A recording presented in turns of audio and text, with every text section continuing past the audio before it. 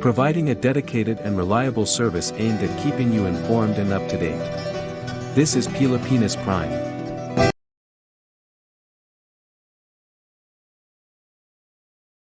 Okay. Kumusta ba? Ano po ba yung totoo rito? Ano po ba information na meron kayo sa PAOK? Nakalabas na ba talaga ng bansa o hindi itong si Alice Guo? She's out of the country apparently, no? So kanina nung nag-privilege speech yung magandang senadora, nandito ako sa bakasyon, tinawagan ako ng ibang mga counterparts natin and nagsimula na po ako magtawag. So I called our foreign counterparts and initially our Malaysian counterparts confirmed na dumating nga po siya doon sa Kuala Lumpur noong July 18 coming from Denpasar sa Bali sa Indonesia. Then pagkatapos noon, tinawagan ko na rin po yung ating ibang mga counterparts sa Indonesia. So na-confirm din po na umalis na rin po siya noong sa Kuala Lumpur noong 21 at nagpunta sa Singapore. Then magmula sa Singapore naman, lumipad na nag-ferry boat naman po siya papunta ng Batam sa Indonesia. So apparently they're all in Indonesia now. Yan yung huli naming nalaman kanina nung siguro mga around an hour ago base sa pag-usap natin sa mga foreign counterparts natin. Reason. Basically, paano nakalabas itong si Alice Guo? Pinaghahanap siya ng ating mga otoridad. Kanina nakikipag-usap tayo sa mga kasama natin sa DOJ at saka sa Bureau of Immigration. Chinek din namin lahat ng mga pamamaraan kung paano siya makakalabas. Hindi po siya dumaan sa ating Immigration Bureau. So hindi siya dumaan sa airport, sa seaport na merong control ang ating immigration. So tinitingnan namin kung paano siya nakalabas. Maaari through the back door po ito. Pwedeng from Zamboanga, pwedeng from Basilan, Sulu, Tawi-Tawi, pwedeng galing din po ng Palawan. So we're taking a look at all of the back doors.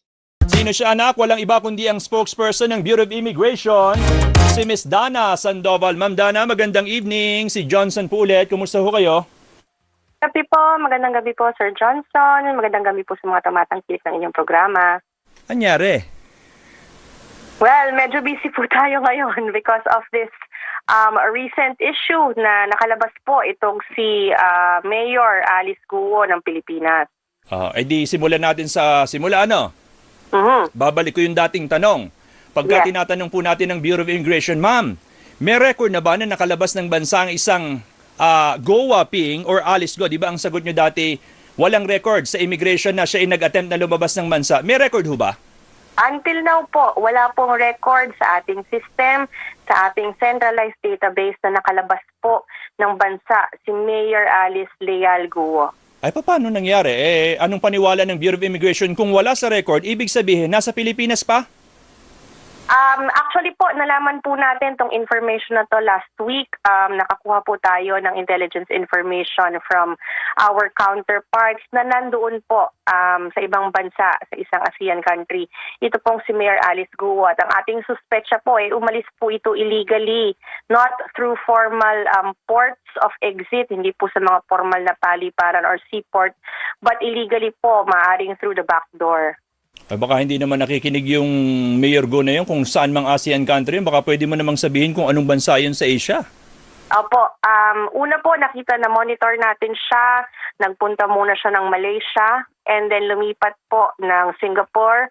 Ang recent development po, kahapon lamang nag-transfer po siya kasama po yung mga kasamahan niyang, pati si Cassandra Leong, pati po yung dalawa niyang kasama na mga Guo din, papunta naman po ng Indonesia. So within Asia pa lamang sila base sa inyong monitoring. Pero siyempre, babalik tayo dun sa tanong, kung ikamo ay hindi siya dumaan sa legal na proseso or legal na exit point ng Pilipinas, which is NAIA or kung saan man yan, ay anong posibleng paliwanag? Papaanong illegally ay nakalabas ho siya ng bansa? Sa papaanong paraan? Sa ngayon po, inaalam pa natin yung actual na ginamit po niya na pamamaraan ng pag-alis ng bansa. Pero sa initial suspicion po natin, maaari po siyang tumawid dagat o kaya po gumamit ng private na sasakyang ng eroplano rather para makalapunta po ng Malaysia. up until today, officially, I would like to still believe that she's still in the Philippines. But, But- but these, I mean, all the pieces of evidence presented by Senator Risa Ontiveros, are you already following up on that with your counterparts, or at least with the immigration counterparts from Indonesia, from Malaysia, from Singapore? Those are 3 countries, supposedly. Yes, ma'am. Around 5 p.m. local time, where I am now, I contacted our counterparts with the different countries that were mentioned.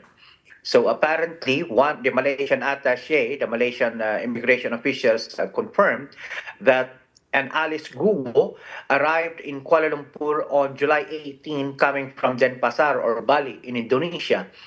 And she was not the only one supposedly who arrived. Other members of her family supposedly arrived as well. Wesley Guo. By the way, Wesley Guo is also a, how would I say it, a person of interest. He's got an international immigration lookout bulletin order also.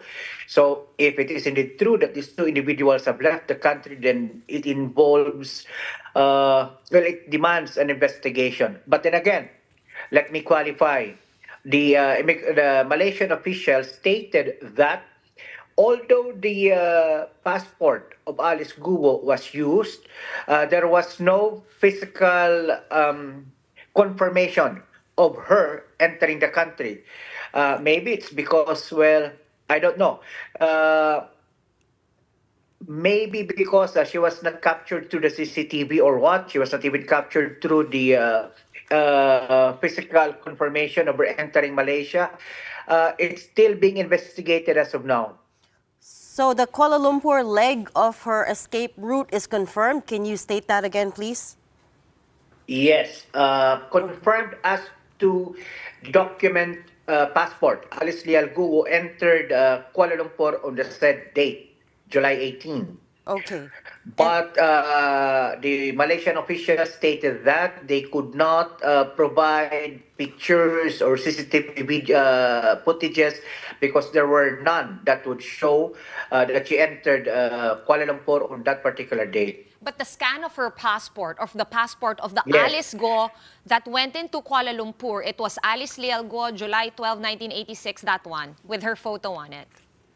Yes, You that saw much was confirmed by the Malaysian authority that I had a discussion tonight. Okay. Okay. And then the next legs of her journey, Kuala Lumpur to Singapore, July 21, via Jetstar Asia Airways. I wonder if you had any information on that too. He was not able to confirm that. He was not able to confirm that. So at this point, all that I could confirm is this, that our Malaysian counterpart confirmed that a person by the name of Alice Leal Guo with said passport entered Kuala Lumpur on July 18. This is Pilipinas Prime.